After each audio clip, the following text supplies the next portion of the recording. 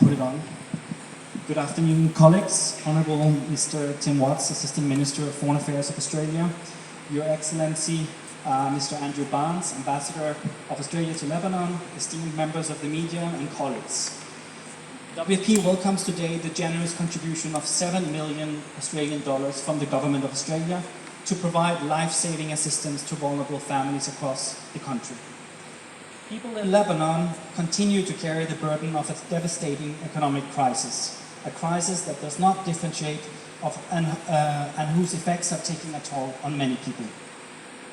I have visited families who once lived a life where they never had to worry about feeding their children and all the cost of transportation to get to their jobs, and have suddenly woken up with a looming uncertainty on how to provide day-to-day necessities.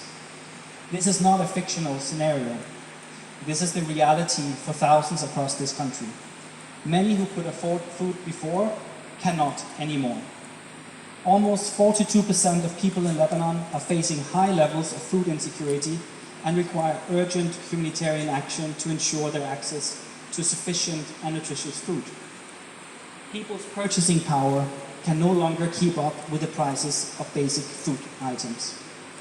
At WFP, I continue to bear witness, alongside my colleagues, to more families making painful trade-offs to cope with food inflation and declining food security levels.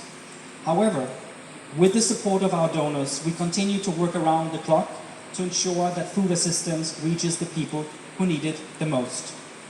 Just last month, WFP reached 1.8 million people across the country with critical food assistance, where we, amongst other things, distributed 3,200 metric tons of these kind of food parcels that you see around to families all over the country. We are truly grateful to the people of Australia and the Government of Australia for their continued support and trust in WFP's work to reach the most vulnerable people in Lebanon. Thank you so much.